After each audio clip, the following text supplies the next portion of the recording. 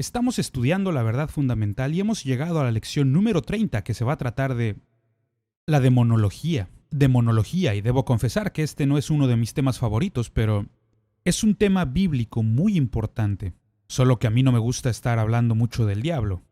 Pero es importante que nosotros, como creyentes, comprendamos este tema.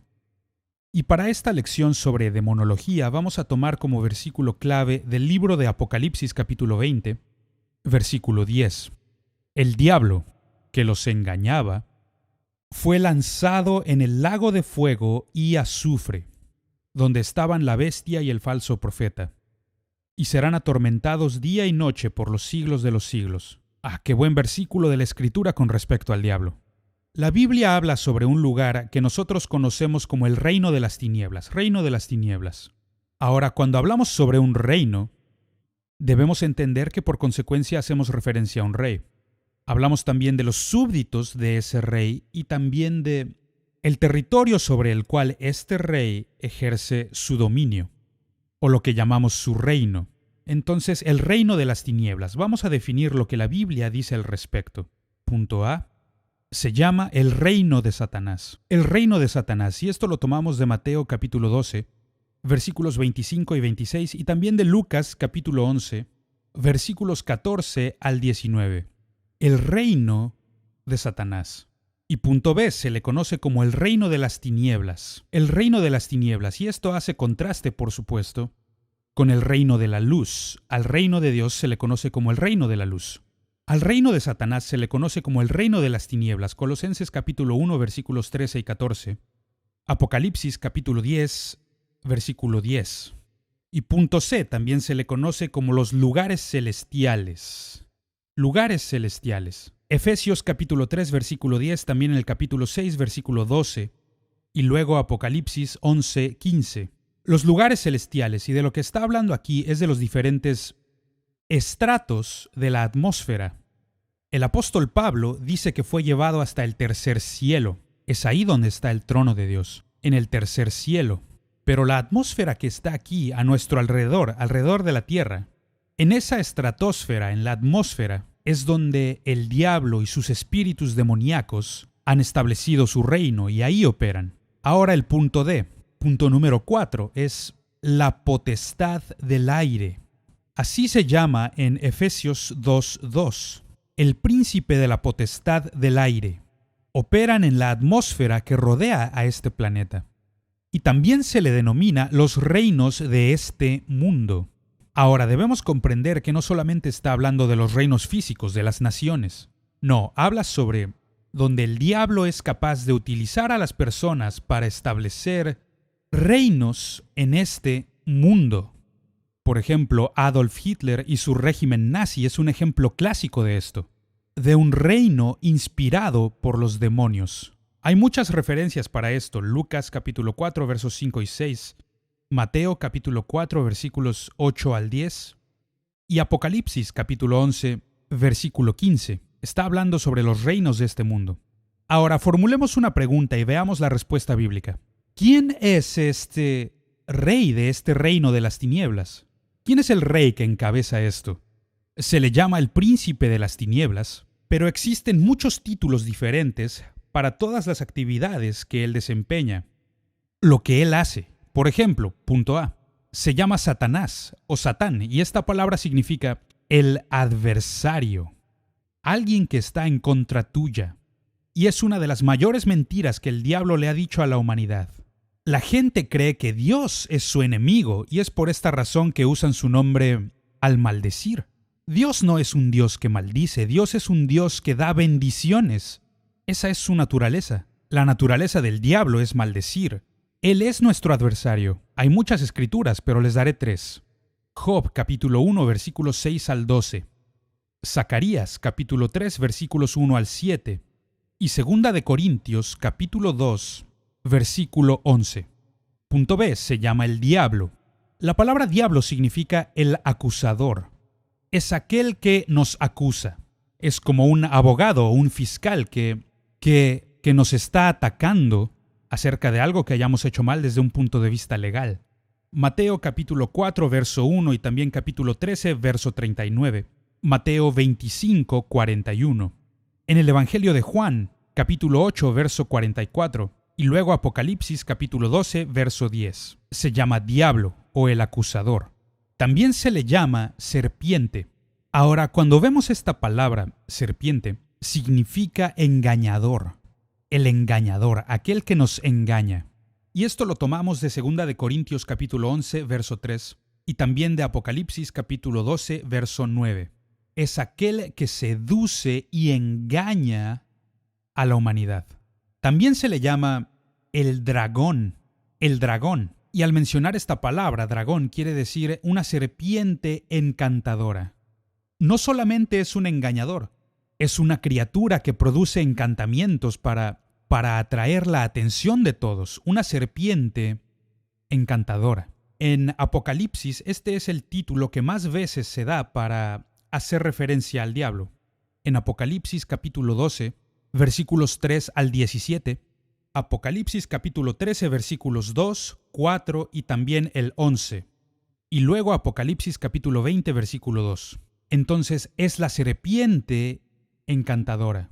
Y luego el quinto es, punto E, el ángel de luz. El ángel de luz. Y esta palabra simplemente significa un engañador. Engañador. Lucas capítulo 10, versículo 18. Y 2 de Corintios capítulo 11, versículos 13 al 15. Alguien lo ha dicho bien. Si se le va a temer al diablo, como león rugiente, si se debe tener cuidado respecto del diablo, como serpiente, en verdad necesitas prestarme toda la atención. El portador de luz, el ángel de luz. Porque este es el máximo engaño. Y hay tantas personas que han sido engañadas por las mentiras del diablo. Y estos son sus atributos. Y en relación a esto, se le llama Lucifer. Lucifer en el comienzo era un buen nombre y significa la estrella de la mañana. Estrella de la mañana. Y esto lo vemos en Isaías capítulo 14, verso 12. Pero la estrella de la mañana se alzó en su propio orgullo y fue expulsado del cielo. Se convirtió en una estrella caída que ha caído por tierra, para quien han sido reservadas las tinieblas de la oscuridad para siempre. Y por último, se le llama asesino. Jesús le llamó así, asesino, y significa obviamente alguien que mata, un homicida. Juan 8:44. Lo que encontramos es que cada uno de estos nombres representa uno de los roles malignos del diablo. Esta es una descripción de sus actividades, lo que él hace cuando nos está atacando. Y aquí hay otra pregunta. ¿Cómo es que Lucifer, esta estrella de la mañana, se convirtió en el rey de las tinieblas? Buena pregunta. Y básicamente fue algo progresivo. En primer lugar, se enalteció en su propio orgullo. Y esto lo vemos en Isaías capítulo 14, versículo 12, Ezequiel capítulo 28, versículo 17, y Primera de Timoteo 3, 6. Exaltado en su orgullo, yo seré, yo me exaltaré a mí mismo. Eso es orgullo, amigo. Punto B. Él fue el primer pecador, Ezequiel 28, 15, y Primera de Juan 3, 8. Él llegó a ser, punto C, el primer mentiroso, Juan 8, verso 44. Entonces fue una progresión, el proceso de cómo la estrella de la mañana se volvió Lucifer, y ahora ese nombre es sinónimo de maldad y del reino de las tinieblas. Ahora hablemos de sus súbditos. ¿Quiénes son las personas a quien este rey de las tinieblas está controlando, sobre quienes gobierna? Todo esto comenzó con los ángeles caídos, y esa debe ser una advertencia para todos. Los ángeles caídos. 1/3 de los ángeles se unieron a la rebelión de Satanás. ¡Oh! ¡Qué advertencia! Lo encontramos en Apocalipsis capítulo 12, verso 4. 1/3 de ellos. Y esto nos dice un par de cosas. Número 1, nos dice que los ángeles tienen libre albedrío. Pueden tomar decisiones. Y este libre albedrío que los ángeles tienen es por esto que ellos son capaces de adorar. No podrían adorar si no fuera por decisión propia. y estos tomaron la decisión equivocada. El darle a alguien la capacidad de decidir significa que no solo les das el derecho de hacer lo que está bien, sino también les das la habilidad para hacer lo que está mal. Esto fue lo que ocurrió. Los ángeles, pero esto también demuestra la gran influencia que Lucifer ejercía sobre ellos, la influencia que él tenía para hacer que los ángeles de Dios le siguieran en su rebelión. Es un pensamiento escalofriante que el pecado no haya comenzado en el planeta Tierra. El pecado no comenzó con las personas. El pecado comenzó en el cielo, en el trono de Dios, con arcángeles y ángeles. Ahí comenzó. La Biblia nos da muchos nombres diferentes para estos ángeles caídos. Muchos nombres. Pero los nombres básicamente muestran las diferencias entre sus rangos y su autoridad. Dónde gobiernan en el reino espiritual. Y algunas referencias escriturales están en 1 de Pedro 3:22, Efesios 6:12 y Daniel capítulo 10 versículo 20. Habla sobre los diferentes rangos que tienen. Y algo que quisiera señalar en referencia a estos ángeles caídos, porque es un estudio fascinante, es que algunos de estos ángeles caídos ya habían sido encerrados en una celda especial en el infierno. Esto lo encontramos en 2 de Pedro 2:4 y también en el libro de Judas, versículo 6. Un compartimiento especial fue reservado para ellos en el infierno. Y no conocemos exactamente la razón para esto. Existe especulación, y desde luego que es posible, que esta puede ser la historia detrás de los gigantes de los que se habla en el libro de Génesis, capítulo 6, versículos 1 al 4, donde dice que los hijos de Dios se unieron a las hijas de los hombres y que había gigantes en la tierra en aquellos días. Ahora, no estamos del todo seguros. También se hace referencia a ellos en Números 13:33 y, de nuevo, esta no es una doctrina principal de la Biblia, pero sí es un punto de interés. Y lo que muchos eruditos de la Biblia creen que ocurrió aquí es que los espíritus demoníacos, estos ángeles caídos, hicieron su mejor esfuerzo para mezclarse con la humanidad, para así poder contaminar y corromper la sangre humana, para que de esa forma el Mesías nunca pudiera nacer. Esta es una posibilidad. No estamos del todo seguros, pero existe la posibilidad de que esta haya sido la historia. Punto B. Los súbditos sobre los que sobre los que el diablo gobierna son los espíritus demoníacos. Espíritus demoníacos. Otra vez, la Biblia no establece con claridad el origen de los demonios, pero lo que sí hace es darnos información en abundancia acerca de sus actividades, lo que hacen. Ellos, por ejemplo, son seres espirituales. No tienen cuerpo físico, son espíritus. Esto lo vemos en Mateo 8:16, Lucas 9, versículo 39, y también en Lucas capítulo 24, versículos 10 al 20. Disculpen, vamos a corregirlo. Lucas capítulo 9, versículo 39. También el versículo 42. Y luego en Lucas capítulo 10, versículo 20. Estos espíritus demoníacos tienen personalidad. Tenemos muchos pasajes para esto. Lucas 4, versículos 33 al 35. Mateo capítulo 8, versículos 28 y 29. Y Marcos capítulo 1, versículos 23 al 26. Tienen personalidades. También son numerosos. Hay muchos de ellos. Marcos 5:9 es un versículo clásico para esto. Permítanme leérselos.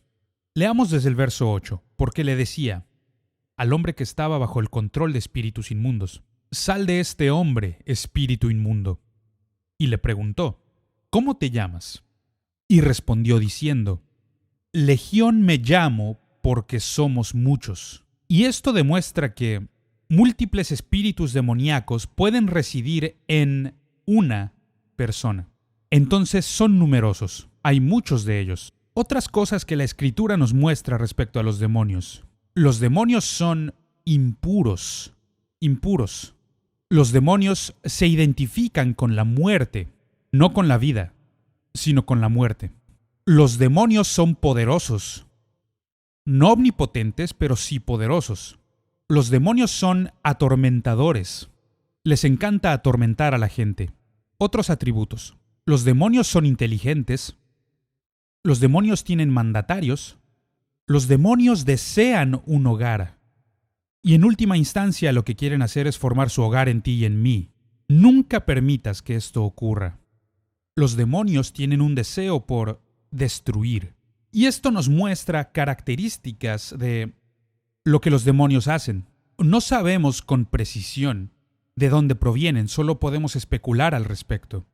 Pero sí sabemos lo que ellos hacen en nuestro mundo actual. Ahora, ¿cuál es la actividad de estos demonios? ¿Cómo es que operan? Punto A. Ellos seducen y engañan. Les encanta hacer eso. Les encanta engañarnos. Primera de Timoteo 4:1. Segunda de Corintios 4:4. Mateo capítulo 13:39. Y quiero prevenirte aquí. El hecho de que seas creyente no significa que el diablo no puede engañarte. Pedro era un seguidor de Jesús y aún así permitió que el diablo hablara a través de él a Jesús. Y Jesús claramente le reprende diciéndole: apártate de mí, Satanás, porque tú no distingues entre las cosas de Dios y las cosas de este mundo. Era influencia demoníaca la que llevó a Pedro a decir estas palabras y para nosotros es una advertencia. Punto B. Ellos luchan en contra del Evangelio. Esto viene en Mateo capítulo 13, versículo 19 y Primera de Tesalonicenses 2:18. Ellos luchan en contra de las buenas nuevas de Cristo Jesús. Punto C. Ellos oprimen a la gente. Y estos son ataques que vienen del exterior. Oprimen a la gente. Hechos capítulo 10, verso 38. Lucas capítulo 13, versículo 11. Y Segunda de Corintios 12, 7. Oprimen a la gente. Luego, ellos poseen a la gente. Esa es su meta. La opresión proviene del exterior. Eso es la opresión y la posesión es un control desde el interior. En Mateo capítulo 4, versículo 24, Mateo capítulo 8, versículo 16, Mateo capítulo 9, verso 32 y Mateo 12, 22. Busca todas estas referencias y verás que los espíritus demoníacos quieren tomar control de la vida de la gente. Ahora, cuando hablamos de posesión, esta es la palabra griega y no creo poder pronunciarla correctamente. Daimonizomal. Discúlpenme, mi griego no es tan bueno. Pero simplemente significa ser dominado por un demonio. Poseído por un espíritu demoníaco. Y la razón por la que estoy tomando tiempo para hacer esto es porque ser poseído por un demonio significa que estás ocupado o estás bajo el control de una fuerza demoníaca. El espíritu demoníaco ha tomado el control del individuo. La verdad es que un cristiano no puede ser poseído por demonios. No es posible. ¿Por qué? Porque el Espíritu Santo no habitará en un templo que se encuentre sucio. En 1 de Corintios capítulo 3, verso 16 y también 1 de Corintios 6, 19. El Espíritu Santo no puede residir en un templo con espíritus demoníacos. Entonces, como creyente, es imposible que tú seas poseído por demonios. ¿Oprimido? Sí, porque la opresión es un ataque externo. Y nosotros como creyentes somos atacados por espíritus demoníacos. Pero la posesión es un control interno, donde ellos toman control de tu vida. Un ataque interno. Eso no es posible para un creyente. Ahora formularé otra pregunta. ¿Cuál es el territorio para este reino de las tinieblas? ¿Dónde es que él gobierna? Es muy claro en la Escritura. Satanás tiene un reino. Mateo capítulo 12, versículo 26. Satanás es llamado el Dios de este siglo. No de la eternidad, sino ahora mismo. Es llamado el Dios de este siglo. En 2 de Corintios 4:4, Lucas 4, versículos 5 y 6. Y él hace esto, él controla y gobierna a través de espíritus demoníacos. Apocalipsis capítulo 9, versículo 11. Y punto D. Satanás quiere residir en los cuerpos humanos para que sean su templo. Esa es su meta, tomar el control de tu vida. Juan capítulo 13, versículo 27 y Lucas capítulo 22, versículo 3. no vayas a permitir que esto ocurra, no le permitas hacerte esto. Y voy a darte las maneras en que puedes prevenirlo. Entonces, ¿cuál debe ser la actitud de los creyentes hacia los demonios? Primero hay que darse cuenta de que formamos parte del reino de luz y no del reino de las tinieblas. Colosenses capítulo 3, versículo 13 y Hechos capítulo 26, versículo 18. No tenemos nada que ver con el reino de las tinieblas. Somos hijos de luz. Punto B. Date cuenta de que Jesús nos ha dado autoridad sobre los demonios. Y esta es una verdad espiritual maravillosa. Marcos capítulo 16, versículo 17 y Santiago 4, 7. Dios nos ha dado la autoridad sobre los demonios. Punto C. Date cuenta de que el diablo va a intentar atacarte. Esto lo vemos 1 de Pedro 5, versos 8 y 9, que el diablo anda como un león rugiente. Esto va a ocurrir, va a intentar hacerlo. El punto D es el comprender que existe un lugar en el que Satanás no puede tocarnos. ¡Qué verdad tan gloriosa! 1 de Juan 5:18 y también Juan 14:30 es donde Jesús dice que el príncipe de este mundo viene y él nada tiene en mí, es decir, él no puede tocarme.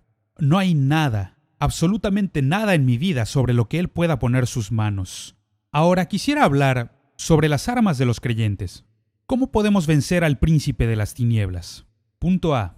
Con la palabra de Dios. Hay muchas referencias y solo les daré 3. Mateo capítulo 4 versos 1 al 10. Apocalipsis capítulo 12 versículo 11. Efesios capítulo 6 versículo 17. Por favor encuentra el tiempo para leer estos pasajes bíblicos, porque nos dan una gran percepción sobre cómo podemos vencer al diablo. Punto B. El nombre de Jesús. El nombre de Jesús es exaltado por encima de cualquiera. Marcos capítulo 16 versículo 17 y Hechos 16, 18. El Espíritu Santo que vive dentro de ti siendo un creyente. 1 de Juan 4:4. Gálatas 4:6.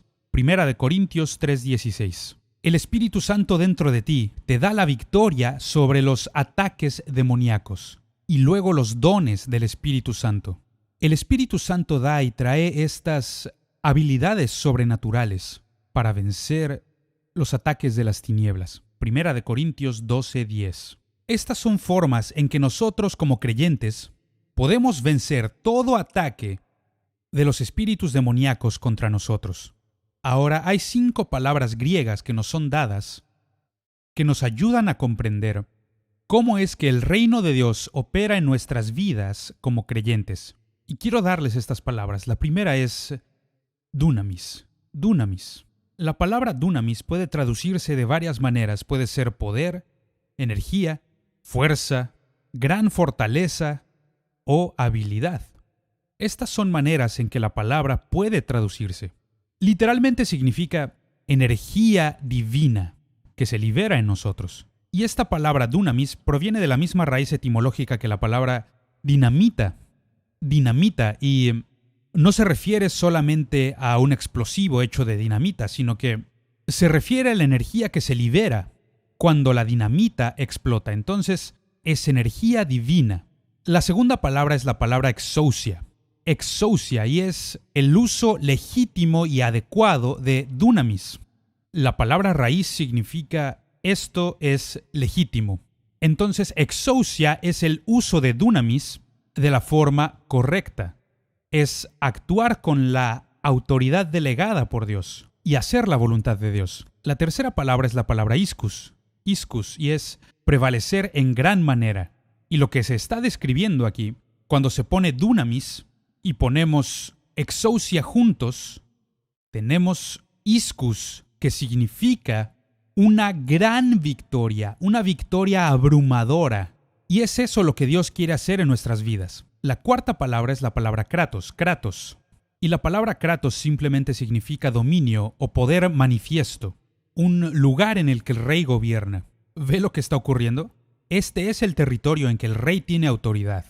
Como creyentes necesitamos establecer el reino de Dios. Un reino espiritual que vence al reino de las tinieblas. Ahora, la última palabra es arque. Y arque significa aquel que tiene el derecho de gobernar. Amigo, solo existe uno que tiene el derecho a gobernar, y ese es Jesucristo. Él es el único que tiene este derecho, el derecho de ejercer autoridad espiritual en nuestras vidas, el usar nuestro cuerpo como un lugar para habitar, para el Espíritu Santo, que Dios vive en nosotros. Y esto es lo que Dios quiere hacer con nosotros como creyentes, tomar el poder del Espíritu Santo, el dunamis, esta energía divina, úsala de un modo legítimo, de la forma apropiada, correcta, y establecerá una gran victoria que hará que el reino de Dios venga a la tierra y proclamar a Cristo Jesús como Señor. Quiero cerrar con esta escritura que encontramos en el libro de Filipenses. Filipenses capítulo 2, versículo 10. Dice, para que en el nombre de Jesús se doble toda rodilla de los que están en los cielos y en la tierra y debajo de la tierra. ¡Qué maravillosa verdad!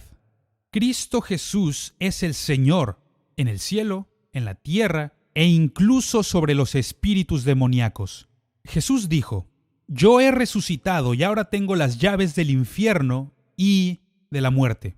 Él es el Señor de todo y últimamente todos tienen que inclinarse ante la autoridad de nuestro Señor Jesucristo. Entonces te animo como creyente, te animo a que ejerzas la autoridad que Dios te ha dado.